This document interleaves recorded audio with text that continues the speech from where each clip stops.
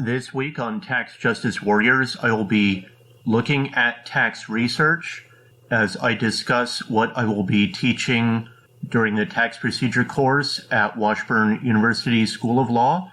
Thank you for tuning in. Welcome to Tax Justice Warriors, the podcast that celebrates the work of low-income taxpayer clinics, focuses on tax controversy work, and looks at related issues in tax news. I am your host, William Schmidt, the director of the Low-Income Taxpayer Clinic at Kansas Legal Services. This week I am turning to tax research as I am reviewing the topics that I am teaching during the tax procedure course at Washburn University School of Law. And to some degree, tax research might be basic for some of you individuals out there, but it is always a good fundamental to have available and something we all need to do in our tax careers. So I do not hold myself out to be an expert on tax research. So I am going to have the first half of the course this week be a guest lecture with Thomas Sneed, the library director for the Washburn University Law Library, and he is also an associate professor of law at the university that he teaches various courses there. That he is going to show the students different online research available to the students, the various subscriptions that they have available through the law library. And then I am going to take over with the lecture, and we're going to have a bit of a scramble where the students will be in two teams competing to give answers on different tax topics that they find online.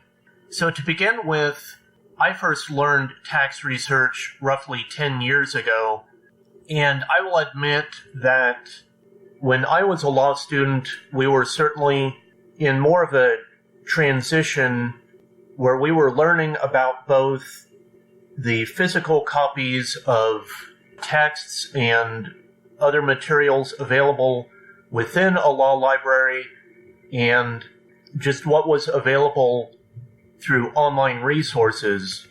And that is one piece that we will be touching on, is that nowadays so many students or so many law students or new practitioners, they are turning mainly to online resources. So that is an issue for law libraries of just how much of the physical materials to have available on hand.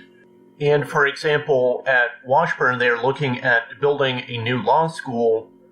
So that is always a consideration to stay current and relevant, to attract more new students enrolling. So that it's a question in building a new law library, just how many of the current materials to keep within the library and just what physical materials are necessary when keeping a law library current.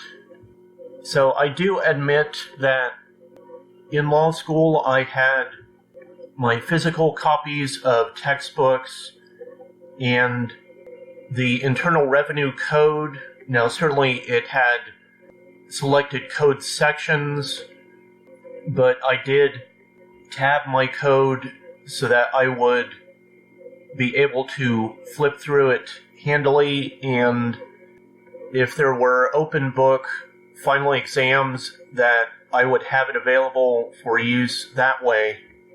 But I was also quite impressed with the B&A tax management portfolios.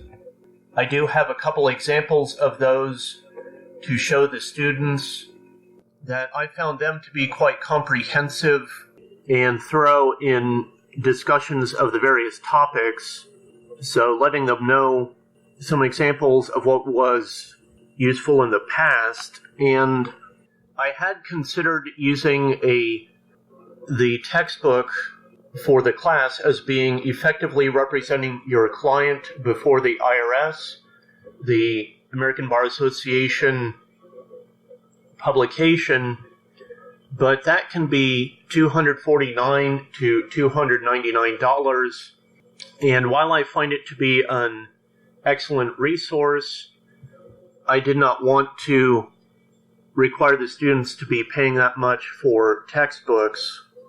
Now, also, when I was working at H&R Block in their research department, we used something called the tax book, and I do find that to be a handy resource that each year, if you are wanting to be able to answer just what are the credit or deduction requirements for a particular year, it is tabbed and a good resource that you can turn to if you're needing to answer client questions for a particular year. Now, what has been nice is that Nina Olson has arranged for the low-income taxpayer clinics to have tax news subscriptions available, and so we can receive each weekday, daily emails regarding developments at the federal and state level. Another good resource is the Thomson Reuters RIA Checkpoint. That is a great database where you can enter in search terms, and they have several resources available that you can search through. But once again, based on funding, some of these are quite expensive resources. So within your firm or tax clinic, you may be limited on the budget that you can use. Now, going through primary and secondary sources, I will admit I have a tricky time noting which are primary and secondary. I certainly believe that the Internal Revenue Code and opinions from the tax court are primary sources, but beyond that, certain ones can get fuzzy for me on what are secondary sources from the IRS or the tax court. So certainly I would research those different materials, just checking whether they should be considered a primary source or whether they are just persuasive. So certainly treatises, periodicals, and websites are secondary sources. But I wanted to mention different materials available from the IRS. The Internal Revenue Manual is available online, so you can read through what is IRS policy on various topics. It is a lengthy manual. There are various subsections, so it can be quite a bit to wade through if you're looking for a particular topic. And since it is available online, it is available to the public, but they do redact certain parts that they believe would hurt them in litigation or other areas, so they have held those back from the public. Now, I wanted to mention that revenue rulings are official IRS interpretations.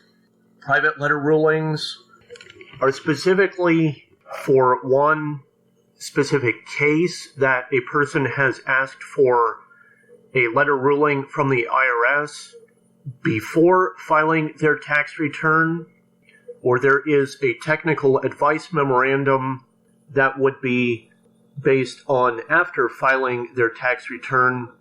Now, these are materials that are specific to a person's case. They are not specific, or they are not general enough to apply to everyone, so they would be persuasive, but they cannot be relied on as broadly applying to everyone. Now, in the course, when we turn to the competition at the end, I will be asking some questions about the procedurally taxing website, about the Taxpayer Advocate Service, the American Bar Association section of taxation, the tax court website, and so on, just as a general way of getting the students familiar with those various sites. Now, granted, those are sites that I use more and I'm more connected with, but just as a matter of letting them know different places to look online to get different answers and feedback regarding the topics they would be working on. For example, if they wanted to get started on researching, that they would not just be putting in a general web search, that they could actually go to a specific website, look up the materials, and go from there on a particular topic. So overall, I do not hold myself out to be an expert on tax research. I wanted to get them familiar with some different tools and hope this will help them get started. So perhaps this will be a useful refresher for you. Maybe I mentioned an item that you were not familiar with. I hope this helps you out. Thank you for tuning in to Tax Justice Warriors. Thank you for listening to Tax Justice Warriors. We have a Patreon page if you'd like to support this podcast. Providing monetary support for this podcast helps with expenses like equipment or travel to tax conferences. Supporting this podcast through Patreon comes with rewards, so check out our Patreon page. Please rate or review this podcast because positive reviews help get more people to know this podcast exists. The views expressed on this podcast are not official opinions of the IRS, the Low Income Taxpayer Clinic program, or the employers of the people who spoke on this program. Your tax situation is unique, so do not take the statements on this program as tax or legal advice. Consult with your own tax professional to provide you with specific advice on your situation. Tune in next time on Tax Justice Warriors for another interesting tax discussion.